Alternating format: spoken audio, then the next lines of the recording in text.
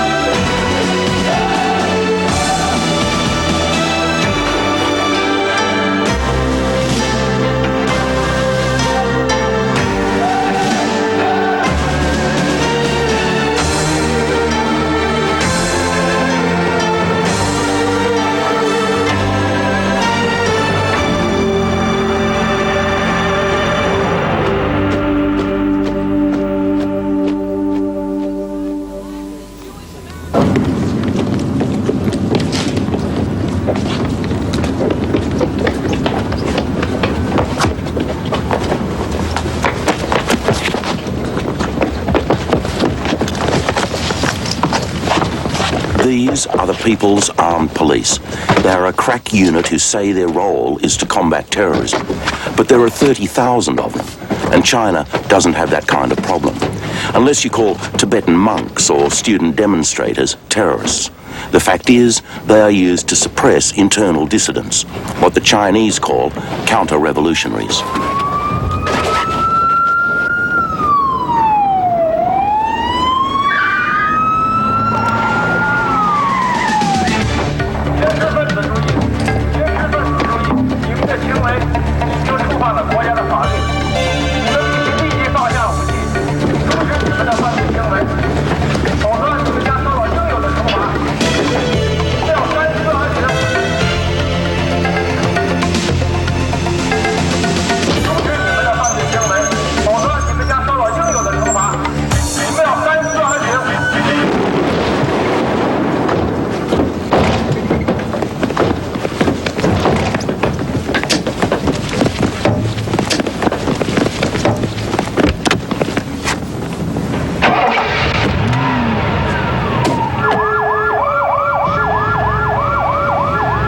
Impressively modern display. But this kind of skill costs money, and China is a poor country with an army of millions. Elsewhere, the story is different.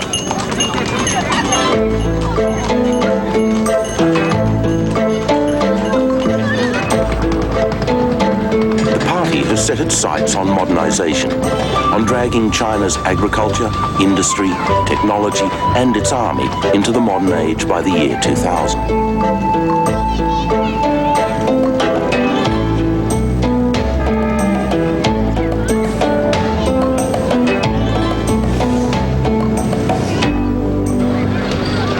It's breakfast time in Dezhou. When you look at this street through Western eyes, modernization seems an impossible dream. But it's an even greater problem for the army. Defense has the lowest priority of the four modernizations, and the PLA is determined to update, especially after the debacle the last time they fought a war.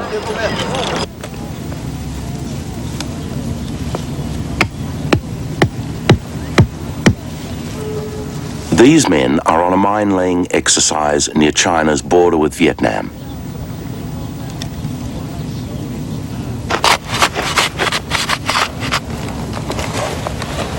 Patrols from each side sneak across enemy lines at night to lay mines along supply paths.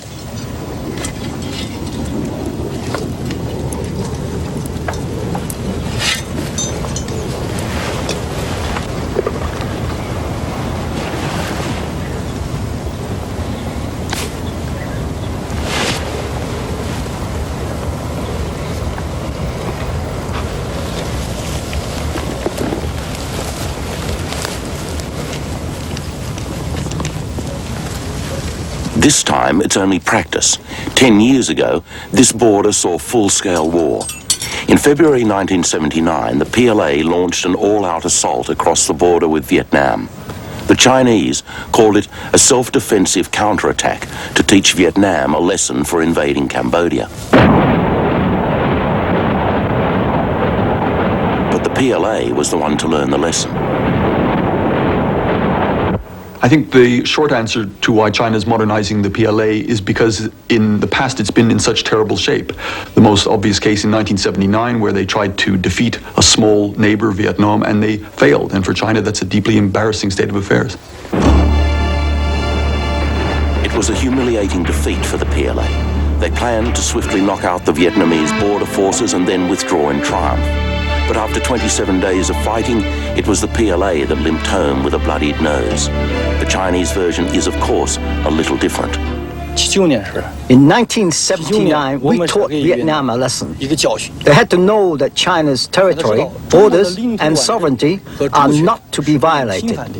The Chinese set out to teach the Vietnamese a lesson by delivering a swift, convincing blow. They didn't do that. They couldn't do that because of the deficiencies and the defects of the Chinese army. They suffered something like 26,000 casualties in the course of 3 weeks. Soldiers in the Chinese army went without food and water for days because of the backward logistics system. The Chinese realized that they would have to modernize very quickly and across the board in order to rectify these deficiencies.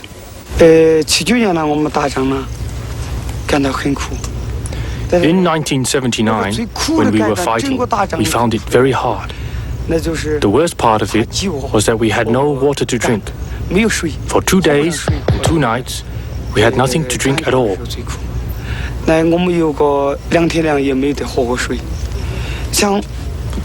instance, at one stage, we were surrounded by the enemy. We just kept on advancing and couldn't find any water to drink. The support resources could not follow up. That was the most difficult part.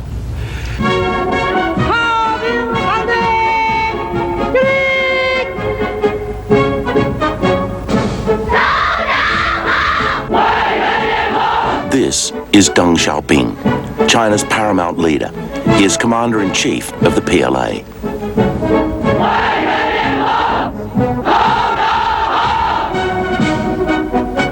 It was Deng who demanded modernization of the army after its failure in Vietnam. He attacked the PLA, accusing it of laxity, conceit, bloating, extravagance, inertia, and being too fond of eating. He reduced the army by 1 million men to save money and improve its efficiency. But this was only part of the problem. The PLA was also technologically backward. This time, their tanks were welcomed in Tiananmen Square, but the hardware was antique. This Beijing crowd has been waiting for hours in the cold. It's not a football game they've come to see, but a very different kind of amusement.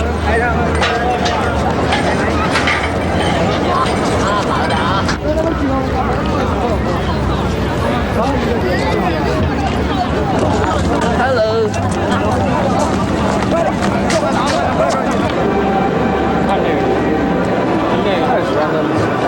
This is the Asian Dex Defense Exhibition. As well as entertaining the crowd, it's where business is done. Arms dealers from around the world come to buy and sell, and the Chinese get a chance to see some of the best the West has to offer. France, Britain, Italy, the United States have all been eagerly competing for China's cash.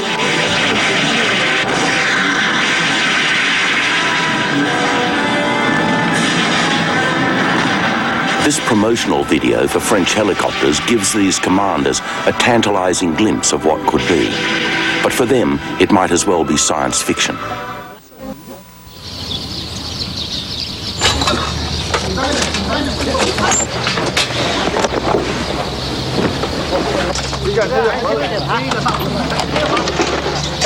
Aircraft like these form the backbone of the world's largest air force. The PLA boasts some 5,300 fighter planes. In the 1950s, they developed a huge industry to make their own planes. But while their numbers have outstripped the rest of the world, their technology has stagnated.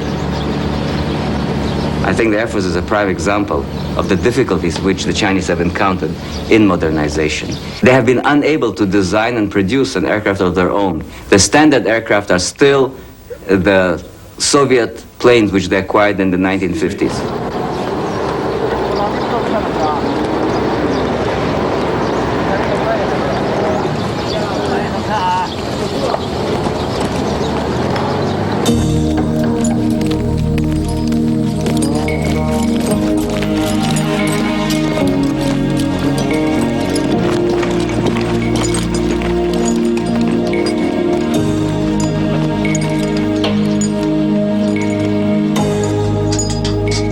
Although they've looked hungrily at state-of-the-art Western aircraft, the Chinese have been simply unable to afford the massive price tag.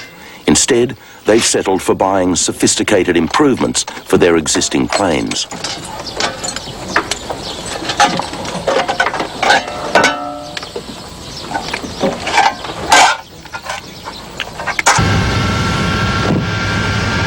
Their problem is, these aircraft can't fly at night or even when it rains. They lack effective radar, missiles and in-flight refueling. Just about everything a modern Air Force needs. Some experts say that even if these planes could find a target, they'd have difficulty in hitting it.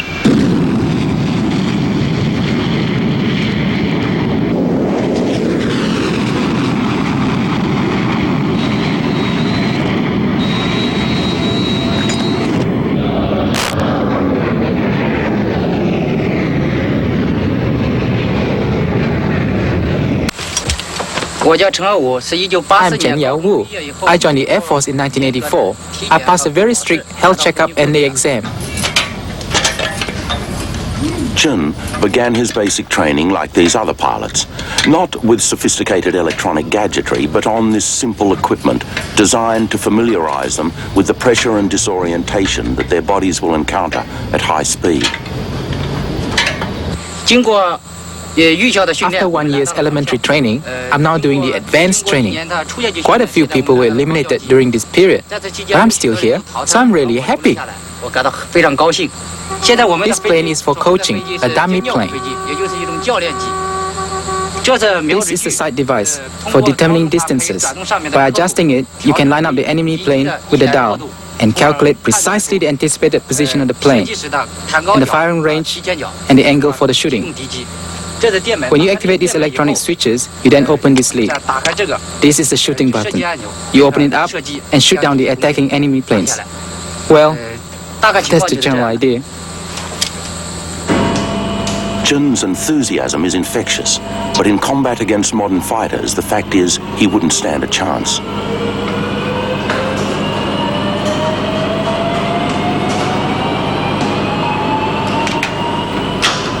Despite the low level of technology, the Air Force is making strenuous efforts to upgrade. The money for this is earned partly through selling large numbers of aircraft to other third world nations. And that's not all they sell.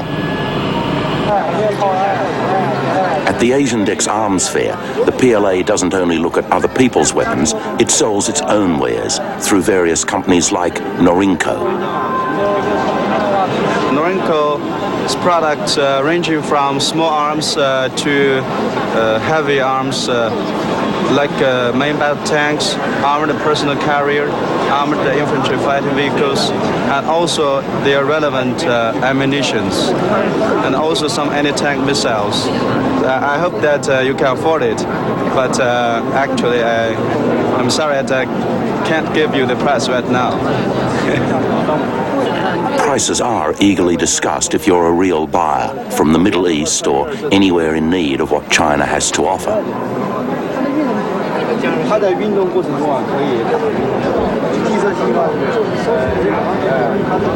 Business is brisk, and in the last few years, China has become the world's fifth largest exporter of arms.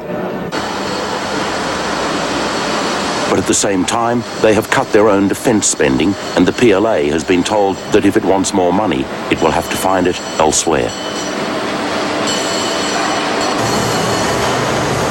The arms industry is hard to beat for earning valuable foreign dollars, and Chinese equipment like these armored personnel carriers comes at bargain basement prices. Chinese say their weapons are getting better all the time. The West calls it reverse engineering. In practice, it's simple. Any samples of high-tech weapons they get, they copy, and many of the A's Index displays get the same treatment. It means better sales abroad to pay for better equipment at home. This helps their own plans, such as mechanizing the infantry.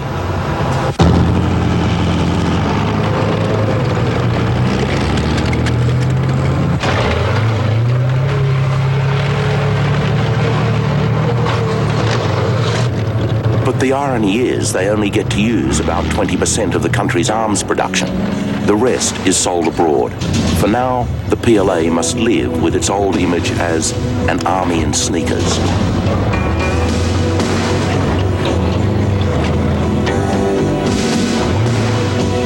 Although the idea of self-sufficiency might seem curious for an army, it goes right back to the earliest traditions of the PLA 50 years ago. In the days when the Red Army was blockaded in Yunnan, Mao told them to grow their own food in order to survive. The peasant soldiers took pride in being as effective with agricultural tools as they were with the rifles they stacked beside them. For a modernizing army, this kind of image can be slightly embarrassing. But growing food is still important. It's as much for selling as it is for eating, to help in financing this tank division. The money allotted to the army is not completely enough to meet our needs. So we are developing some light industry to meet that shortage of money. This officer training academy has developed a small factory with civilians. The soldiers make stone trinkets and souvenirs for export.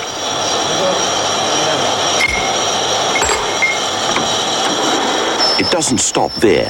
This academy has medicine factories, coal mines and ironworks, a dozen ventures with 1,000 employees. It takes 19 PLA officers to run this commercial empire. The soldiers can earn much more money than usual, even more than the official salary of Deng Xiaoping himself. It's good old-fashioned capitalist incentive. This factory pays according to productivity. Whoever works harder gets paid more. There are other incentives as well. An army officer in charge of a business has access to money, influence and power, a surefire cocktail for corruption. The PLA has been told to increase its own financial resources. There are several implications. One is corruption. Second is popular discontent as soldiers compete with civilian vendors. In December last year, Air Force units were using military airplanes to smuggle counterfeit premium quality liquor from Sichuan province to make a huge profit in Xiangyang.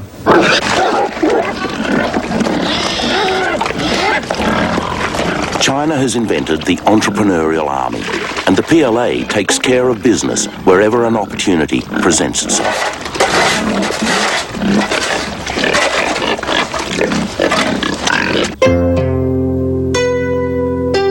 PLA has even helped itself to a slice of the tourist industry. From making souvenirs like these, to owning an airline, running helicopter joyrides, restaurants, hotels and coffee shops. The PLA can offer something for even the most jaded tourist.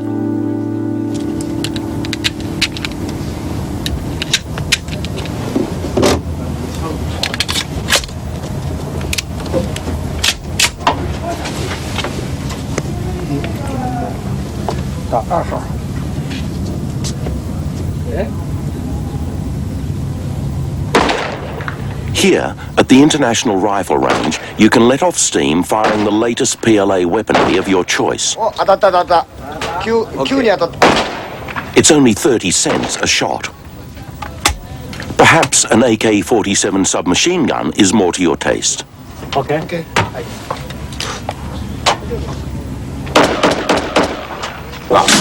For a price, there are heavy machine guns.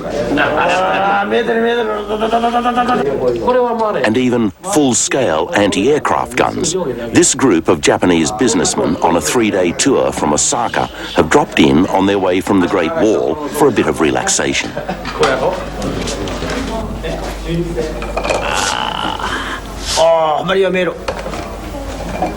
For the discerning marksman, perhaps a rocket-propelled grenade is the answer. At only $150, it's a bargain. There's a savage irony in the secretive PLA inviting once-hated Japanese to handle their latest weaponry. But these days, money talks louder than all kinds of ideology.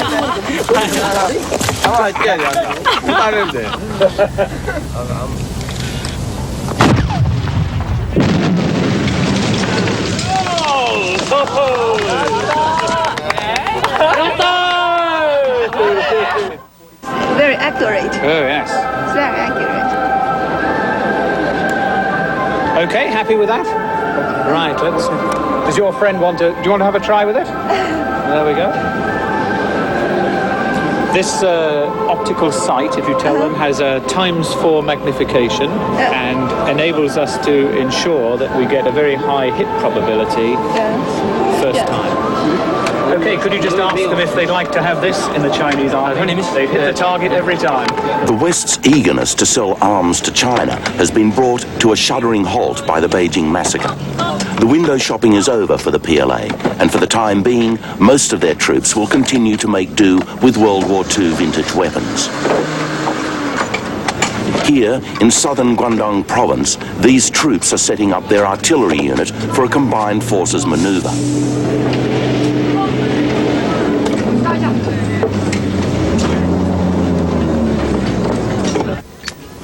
It's an elaborate exercise, and the only time foreign devils have been allowed to film such an event. 为团主力在此方向进入战斗。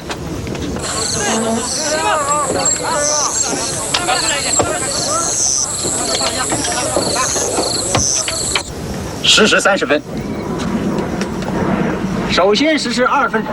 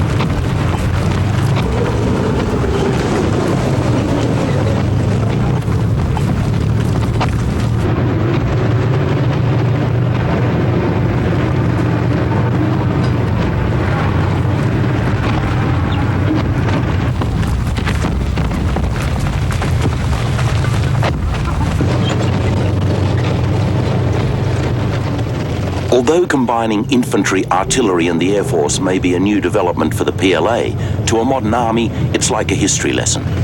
But it's a mistake to think that this is all they are capable of.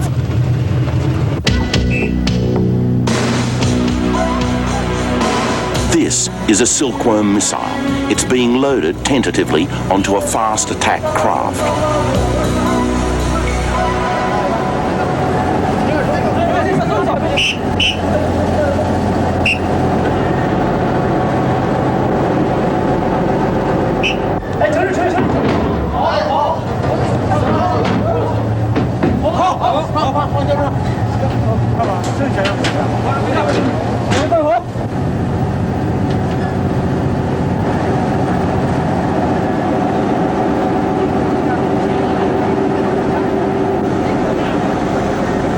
Though the loading may be clumsy, Chinese results are no joke.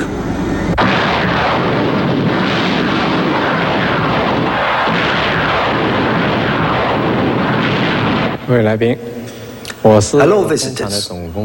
I'm the chief engineer at this factory, and today I'll tell you something about our factory. Our factory here is a guided missile factory. We manufacture different models of guided missiles for the Navy. This type of guided missile, well, it was designed by our factory in the 80s. It is of advanced international standard. Right now, we've started full production to equip our Navy. Export to certain countries has also begun. And it's the export of these missiles that has made the world sit up and take notice. The guidance station is able to guide 1, 2, 3 missiles. Through their Asian Deck supermarket, the Chinese push their hardware with all the subtlety of a vacuum cleaner salesman.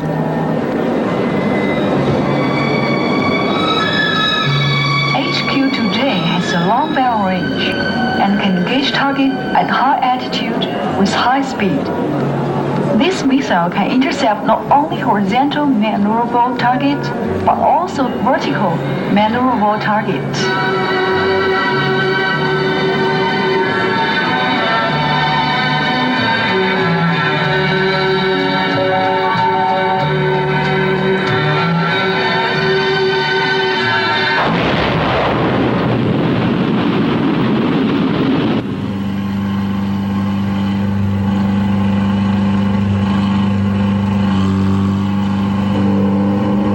This is our newly developed surface-to-air missile weapon system. It is the first time on show. Am I right?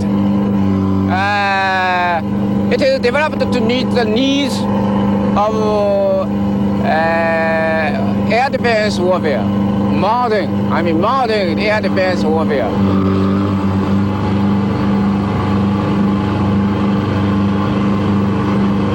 How much it cost? Wait a minute. I should ask somebody else who is in charge of the missile. It's not just money, it's a matter of pride, as the general manager of a missile corporation shows senior party officials their latest model. It's all about winning friends and gaining influence.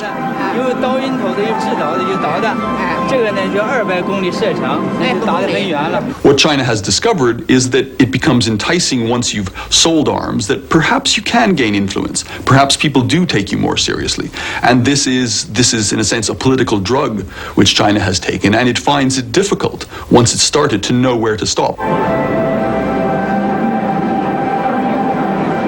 The Chinese have been firing rockets for more than 1,000 years. It's no surprise that they can achieve what they want when they set their minds to it. It's made them a competitor in the most advanced military games of all, space and nuclear technology. The Chinese space industry has caused indigestion in the boardrooms of rocket companies around the world. It's about a third cheaper, reliable, and until recently was finding eager customers. It's controlled by the PLA, and cancellation of their satellite launch contracts has ruined a potential gold mine for them. Even so, Long March rockets like this do have another use. They can be adapted to carry nuclear warheads. No matter whether it's nuclear war or missiles or hydrogen bomb or satellites, in all these aspects we are making fairly good progress. We cannot compare with the Soviet Union, America, England or France, but our weaponry is enough to defend our country. The Chinese have always been very secretive about their nuclear arsenal, but this parade was an exception. The missiles had pride of place.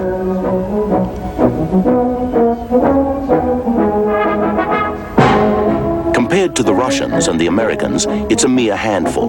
But these missiles are enough to make them think twice before meddling in China's affairs. First of all, they aimed at the Soviet Union, which so far has been the arch rival of China. And secondly, as far as I know, they have also allocated certain missiles, certain percentage of missiles, at the United States.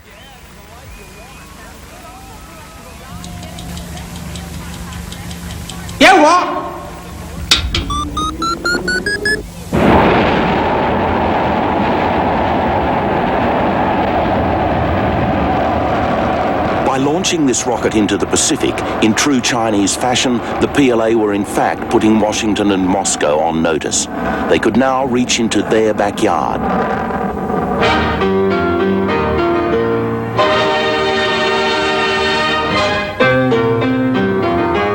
火箭轰鸣，响彻大地，好像对全世界宣告，我国的国防尖端科学事业进入了一个新阶段。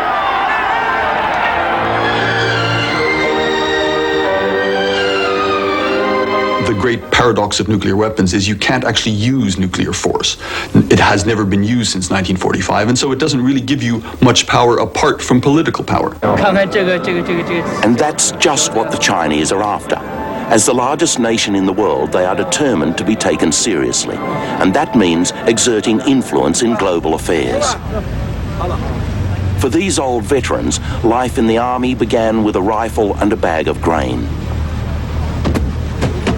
It's a long way from the Long March for them and the People's Liberation Army.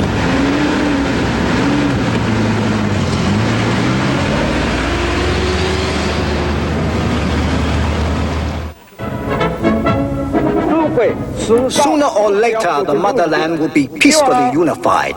I hope all our fellow countrymen, including our compatriots in Hong Kong, Macau, and Taiwan, and countrymen residing abroad, will together bring about the early arrival of such a day. China regains Hong Kong in 1997 and Macau soon after. For the first time, parts of the sacred motherland will be restored without a shot being fired. China also wants Taiwan back, but Taiwan has other ideas. I think that the threat of an invasion to Taiwan is unimaginable. Militarily, the Chinese would face tremendous problems trying to conquer this floating fortress. But politically, they would have to go completely mad to even contemplate an invasion of Taiwan. Now the policy of our party is not to use force to take Taiwan. Taiwan is a matter of internal policy. In this matter, we must learn from historical lessons from the last 1,000 years. We don't need to use war to solve problems. But the PLA is flexing its muscles over the distant Spratly Islands. 5 other countries claim them, but China wants them enough to have used naval gun power to sink Vietnamese ships. Ownership brings control of a vital seaway.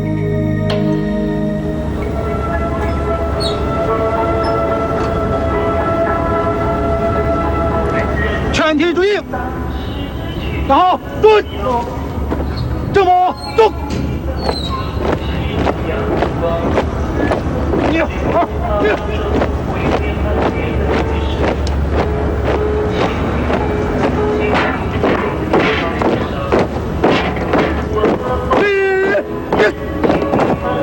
1、2、3。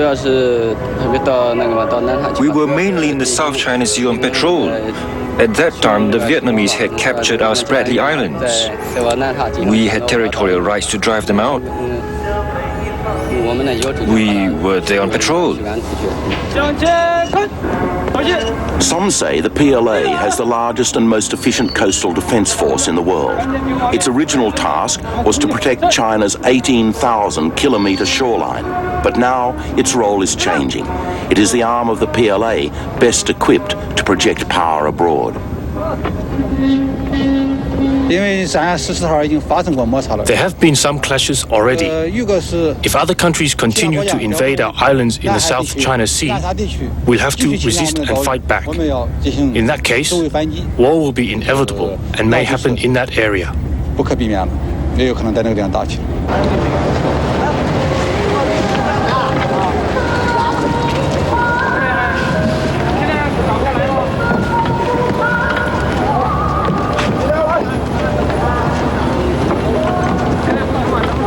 Destroyer C-110 is putting to sea for an exercise with another destroyer and several fast attack craft.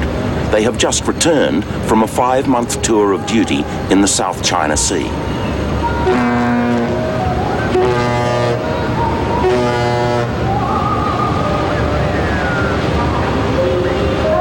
On the bridge, there are 2 captains, Captain Jun, and with him, the political commissar, Captain Zhou.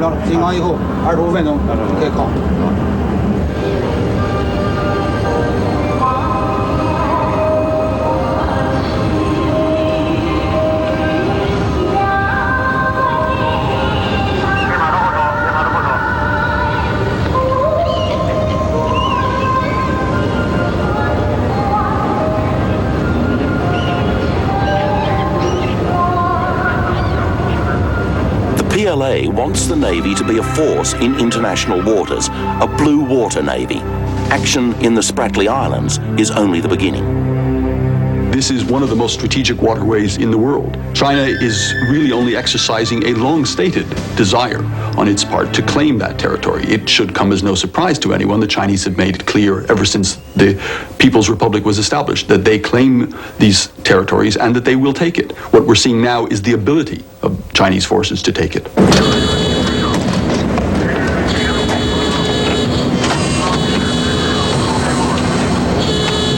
他知道我们是社会主义国家了，我们呢是不会。As you know, we are a socialist country. Therefore, we won't invade others. 国家不受侵略。But in order to protect our country from invasion, we have to execute a strategy of active defense. For all the combat readiness, there's a folksy feeling aboard these vessels. In some ways, modernization seems just a propaganda slogan.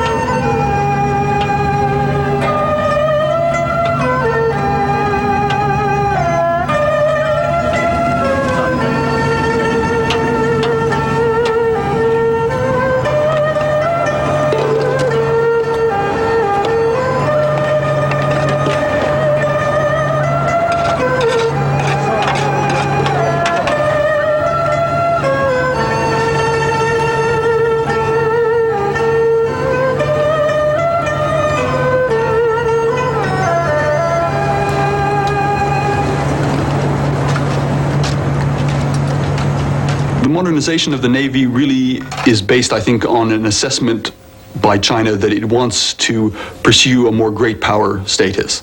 And all great powers have to have navies. China is not only a continental power, it has a huge Pacific coastline.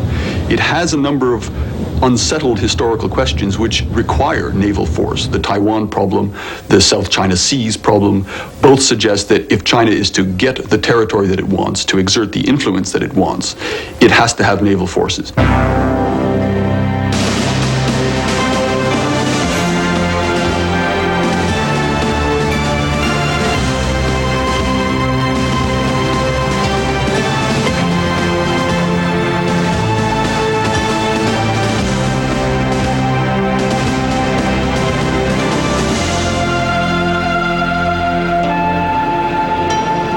PLA faces the same problem as all of China, a sea of people but not a lot of technology. Now, denied access to Western military hardware, the PLA may be forced to look to the Soviet Union again, or find itself stuck with the image of an army in sneakers, the legacy of Mao. At the same time, it is the world's 3rd largest nuclear power and a competitor for space dollars. Defining the PLA is like trying to hit a moving target.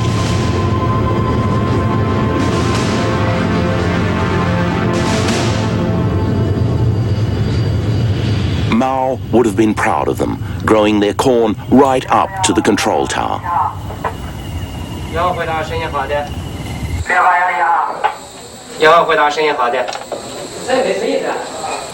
But Mao is in the past, and it's a past that the PLA is trying to escape.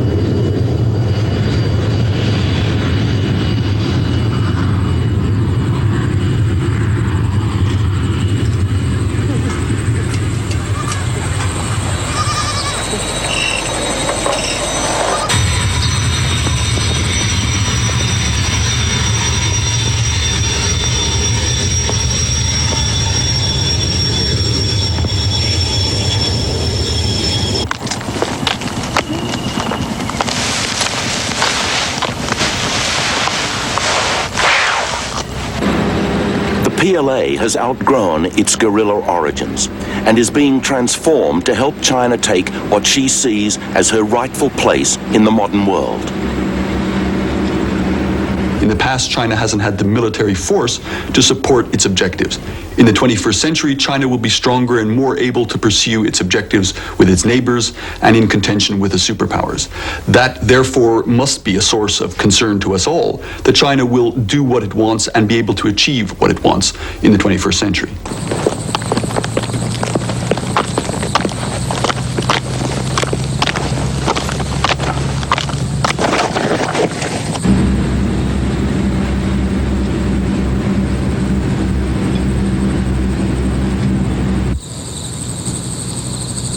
China is not an expansionist power. It has never been an expansionist power historically, and there is no rationale for China to conquer territory.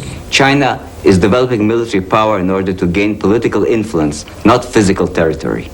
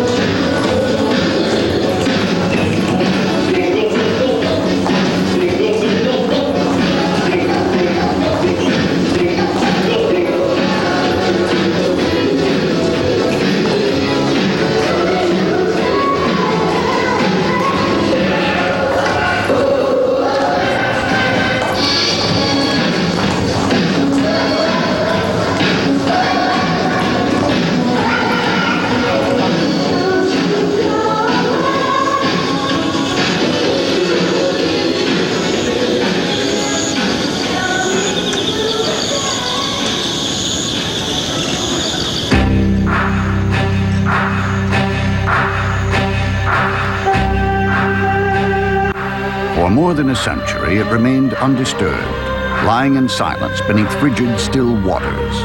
Now, a team of divers has rediscovered the wreck of the HMS Breadalbane. Join their search for adventure, coming up next.